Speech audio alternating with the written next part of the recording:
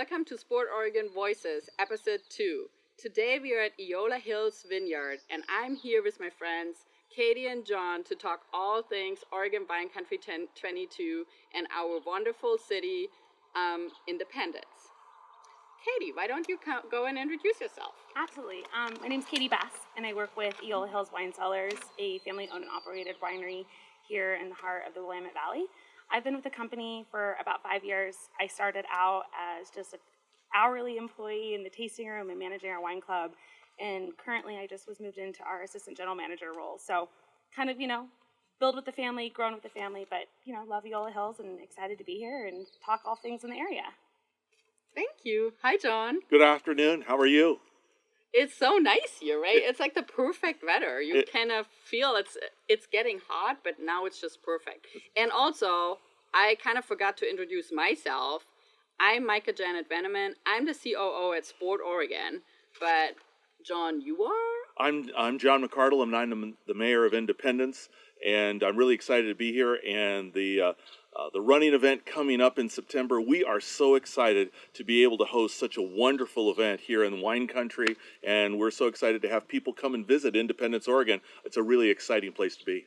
Yeah, it is so exciting. And this is our 11th birthday. We had to take a little break during the pandemic. We didn't take a break from drinking wine, but we took a little break from racing. And what happened is it turned out we had to move. And so Independence is our new home. And it's just this little teeny tiny treasure and diamond in the wine country that we feel like we discovered. And tell us a little bit about all the you spent a lot of money lately on renovating the riverfront and doing a lot for outdoor recreation, and there's a brand new hotel. Why is it so important, and why did you do that, John? Well, Independence is a city of 10,000. We just a couple of years ago celebrated our 175th years of being in existence. We're right on the Willamette River. We're about 15 minutes from Salem, Oregon. And our community made some decisions a few years ago. We had a community visioning process where we've had, the first time we did it, we had 1,000 people participate. And the second time we had our visioning process, we had 2,000 people participate. And we wanted to make sure we had a vibrant, exciting downtown. We wanted to make sure that we connected with our river because, the river is part of the history of our community, because back in the 1800s, that was the freeway of the time.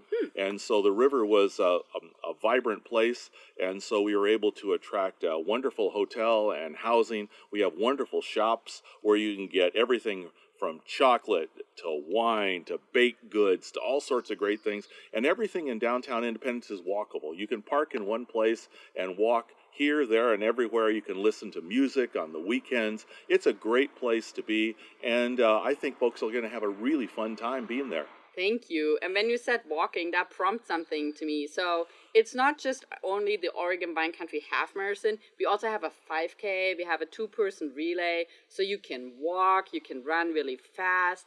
The course is really flat. There's wine at the finish line. And you also talked about all your mom and pop shops and small businesses.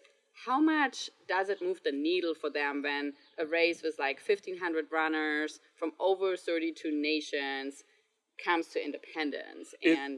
It's huge because, again, we have numbers of small businesses, and just having an extra few people come in makes a huge difference. So our local folks, having people come in, shop, enjoy the fair, that's really economically good, but it's also the right kind of thing because we are really a customer service kind of community.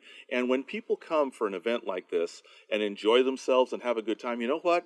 They're going to come back again and again because there's all sorts of wineries in the area to take advantage of. There's 30 or 40 within just a short distance. People kayak on the river. People just enjoy walking through the woods or enjoying movies or eats and drinks, and it's a friendly kind of place. So this is the kind of an event that really brings people, that has an impact once of the day of, but then also going forward for years and years and years, because people find a wonderful place to come, bring a family, bring a friend or many friends, and enjoy the afternoon, enjoy the evening, and stay over and have a great time.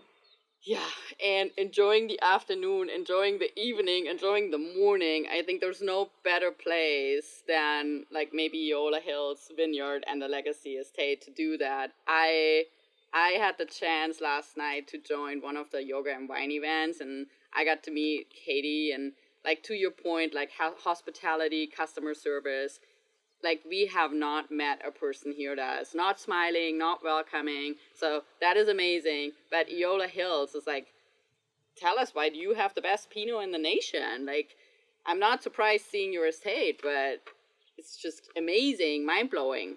Absolutely. So our area, I mean, I think there's a lot of credit to the Willamette Valley in general, and a lot of people, of Dundee Hills.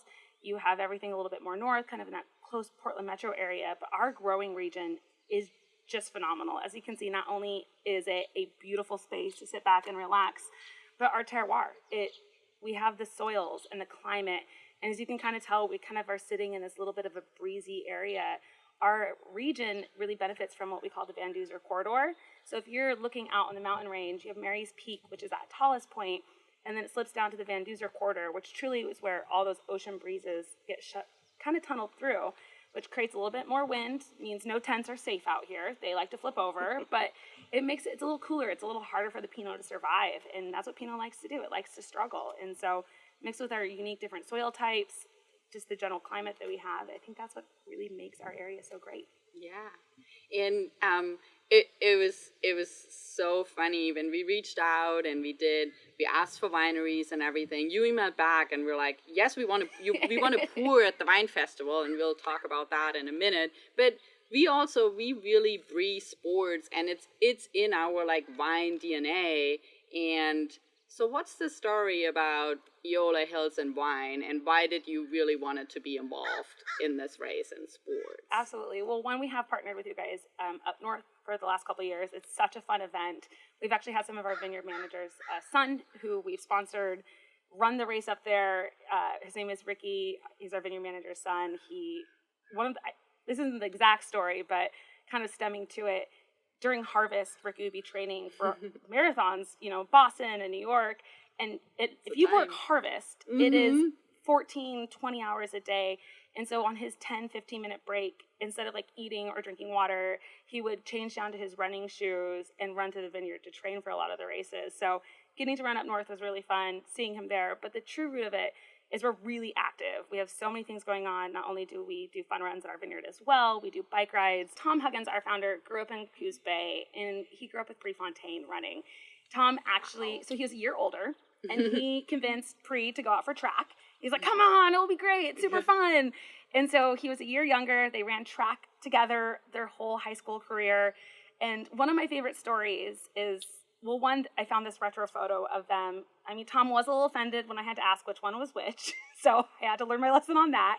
But it's the two of them running, and there's a line through it. And I was like, well, that's a bad photo. And he was like, no, we actually had to run through the cord to see who would win. So it shows up in there.